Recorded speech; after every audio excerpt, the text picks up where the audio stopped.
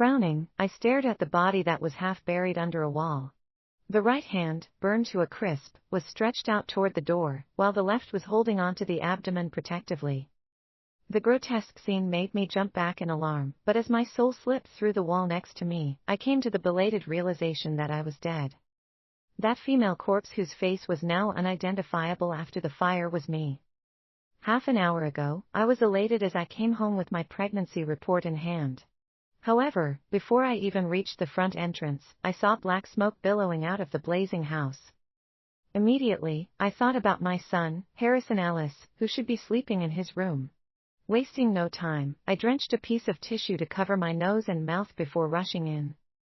As soon as I entered the living room, I could feel the flames licking at my skin. The pain intensified as boils soon formed on my red, swollen skin. Every time I breathed in, it felt as though I were inhaling burning hot coals.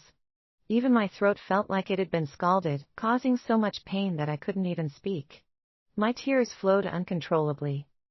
My instinctive reaction was to leave this place at once, but the thought of Harrison being caught in the fire upstairs made me grit my teeth and rush to him. At last, with great difficulty, I made it to the room, but the doorknob was scalding hot too. Clenching my jaw, I grabbed the doorknob. Every inch of my skin that came into contact with it instantly turned red. I even saw smoke rising from it.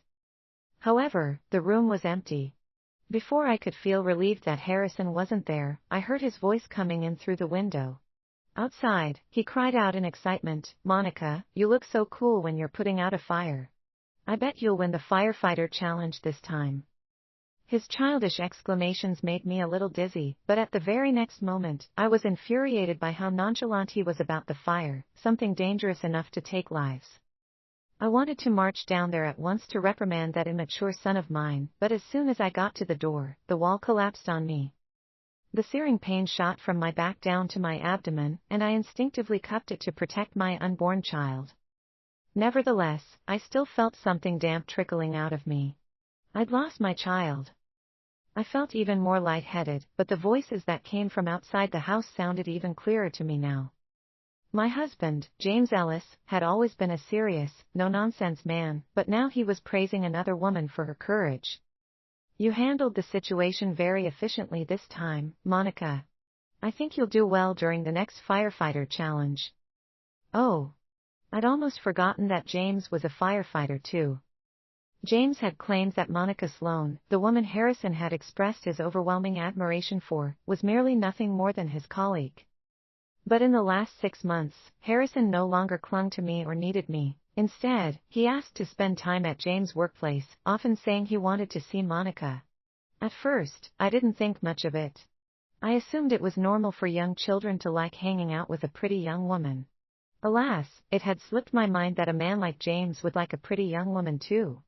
The constant messages and calls at night had James rushing out of the house even in the middle of the night. Initially, I thought it was due to emergencies at work. After all, firefighters work to save lives, and that was of the highest priority. Yet, after inadvertently seeing the same name flashing on his screen several times, my sixth sense kicked in belatedly. I realized something was amiss. The caller had been given the nickname the Clumsy Little Klutz. It was such an affectionate nickname that I couldn't even try to talk myself out of feeling suspicious. Once, after an intimate night with James, I couldn't resist checking his phone while he was in the shower. He barely had any calls from his workplace. An overwhelming number of them had come from that woman. She was the only contact he'd pinned to the top of his chat list. Although their chat was simple and casual, it was filled with thoughts and comments that he never felt the need to share with me.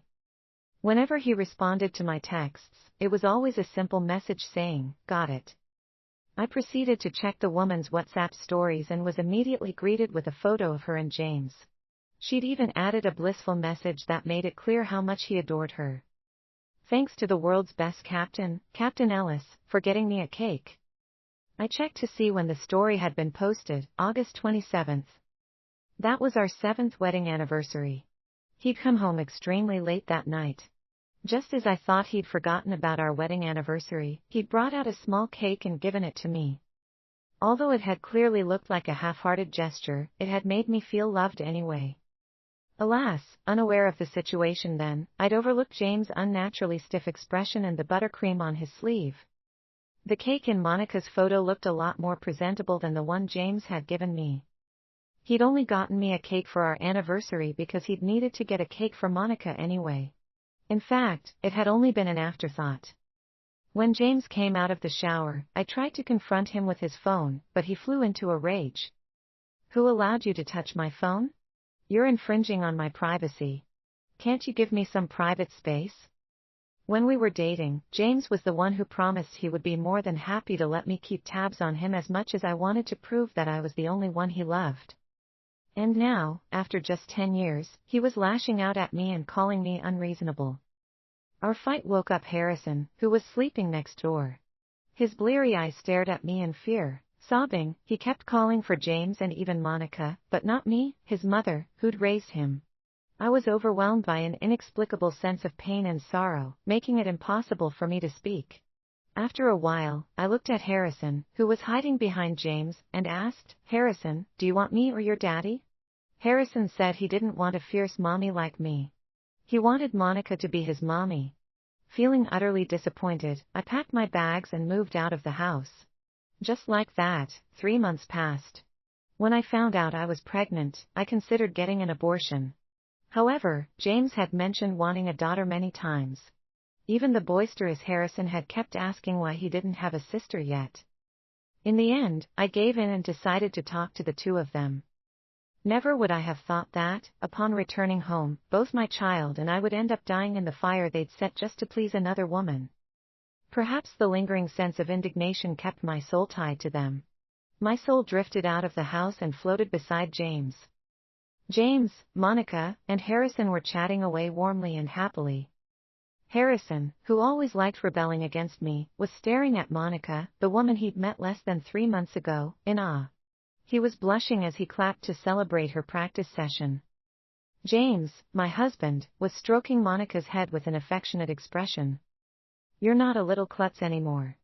I guess I have to change your nickname on my phone to the little genius." Feeling shy, Monica sweetly replied, "It's all thanks to your expert guidance, and you even set the fire so that I could get some hands-on practice. I'll do even better next time." She was going to do even better next time, huh? Looking at the still burning house, I smirked mockingly. My body was probably still burning in the lingering flames. While James, Monica, and Harrison celebrated the end of Monica's flawless practice session, the neighbors who'd been alarmed by the fire were busy calling the fire station and questioning them with a frown. "Why did you people only send a single fire truck to deal with such a major fire at Jasper Heights? Do you not take our lives and safety seriously?" After a brief silence, the dispatcher explained, "We didn't receive any reports of a fire at Jasper Heights. Can I confirm with you that you're reporting a fire in the area? I'll send a fire crew out at once." In less than a minute, James' phone started ringing. "Jasper Heights? I'm already here. No one was harmed.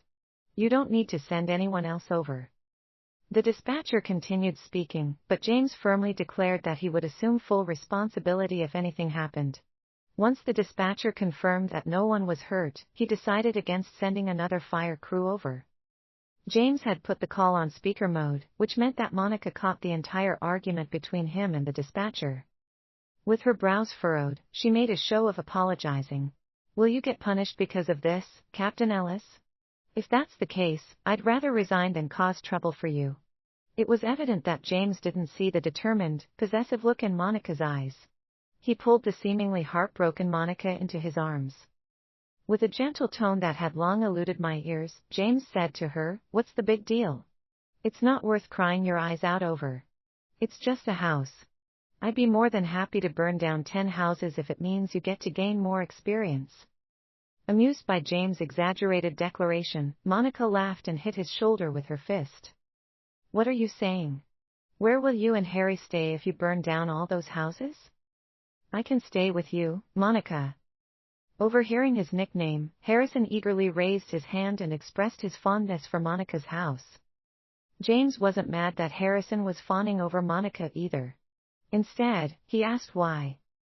"Monica's house has everything, and she even lets me eat snacks. Meanwhile, that mean old witch at home doesn't let me eat anything. I like Monica a lot more. Even though I was merely a wandering soul without a body, Harrison's childish yet cruel words still made me feel as though I'd been stabbed in the heart. For the sake of minor things like treats, Harrison, the boy who used to sweetly declare that he loved me the most, didn't even hesitate to choose another woman over me. He even called me a mean old witch. You like me? Well, why don't I treat you to fried chicken today? After nudging Harrison's nose affectionately, Monica looked at James, who was standing in silence. She cocked her head to the side and asked, "Why aren't you saying anything? Do you not want to eat with me, Captain Ellis?" James shook his head and silently pocketed his phone, but thanks to my keen sense of sight, I noticed that he'd been reading my chat with him. The last message on the screen was the one I'd sent just before I died. "I'm pregnant. You're not the father." It was obvious James was affected by that message of mine that had come out of the blue. At least, even as he sat in the car, he didn't look as happy as he had before. His forehead was slightly creased, and it looked like he was in a bad mood. Even Harrison, who was always a chatterbox, knew better than to try and talk to James at a time like this. However, Monica carefully poked James in the arm and asked, "What's the matter, Captain Ellis?" Her concerned tone melted his icy expression a little. "It's nothing. I just saw something displeasing." Good. The more displeased he was, the more pleased I was. Why should he get to openly spend time being all friendly and intimate with his female colleague while I had to stay at home to wait on him and Harrison like a maid? Although I hadn't actually cheated on him, I still wanted him to feel discomfited by it. I wanted it to keep him up at night.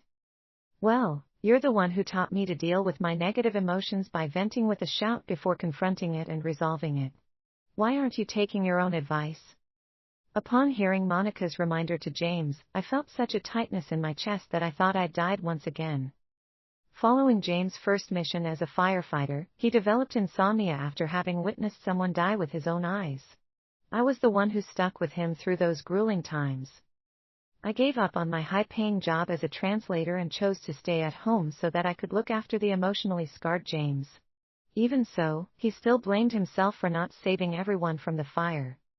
No matter how hard I tried to counsel him, he continued to wallow in guilt and regret. In the end, I took him hiking. When we got to the peak, we shouted together, and I said to him the very same words Monica had just said. James had breezily shared the past between us with another woman. "I'll do my best," James replied to Monica. Seemingly taking her advice, he took his phone out and sent me a message. "Let's find a time to meet up and talk things through. If you get an abortion, I'll pretend like nothing ever happened. By the way, what do you want for dinner? Shall I bring you some fried chicken from the place you used to love the most?" He was referring to a fried chicken store in the northern district of the city. While we were dating, it was the only good food James could afford to get me. To avoid hurting his self-esteem, I always smiled and told him how much I loved it. It got to a point where I even started believing it too. Alas, even my neighbors knew that I didn't like fried food, but my own husband never realized that. Had I done too good of a job hiding it, or had James never cared to pay attention? Well, the answer to that question didn't matter anymore. They were still heading to the northern district when James got a call again. "Captain Ellis, didn't you say the fire at Jasper Heights has been put out? Why are we still getting multiple calls about it? Are you sure the fire was completely extinguished?" The dispatcher questioned angrily. All the color drained from James' face. Leaving the scene of a fire without permission when the fire was still containable was a severe offense. It could lead to an official warning, a suspension, or even termination. Time is of the essence. I've dispatched a fire crew over to Jasper Heights. Hurry up and head over there to help them. Work was far more urgent. Even though James wanted to have dinner with Monica, he had no choice but to rush back to Jasper Heights. The fire, which hadn't been put out, had spread into a raging sea of flames before the other fire crew arrived. The windows exploded from the heat, and the glass shards scattered everywhere, emitting piercing sounds. All of the furniture and household items had been incinerated in the fire, turning into clouds of smoke and piles of ashes. The cries from the neighbors, the siren of the fire trucks, and the crackling sound of the flames formed the soundtrack of a tragedy. Gregory Hanks, the station chief, had rushed over as well and harshly rebuked James for his recent poor performance. What on earth has been up with you lately? Many of your colleagues have mentioned that you haven't been giving your full effort. Don't you know how dangerous it is when a fire isn't completely distinguished? This fire even occurred where you live. You better reflect on yourself. Captain Ellis didn't do it on purpose. Seeing that the man she liked was being reprimanded, Melody tried to stand up for James. Quiet, you. With your response time, you wouldn't even reach the scene before the victims die in the fire. Time is precious. The faster you get there, the higher your chances of saving more people. Gregory didn't fall for Monica's act. Already in a foul, agitated mood, he scolded both of them at once. I let out a bittersweet chuckle as I watched the way Monica hung her head low as she got admonished. Firefighters who didn't uphold their professional ethics were a scourge to the profession, but they didn't represent the rest of the team who dutifully rushed into the fire to save the victims. In the end, it was confirmed that one person had died and 9 more had been injured in the fire. Everyone fell silent.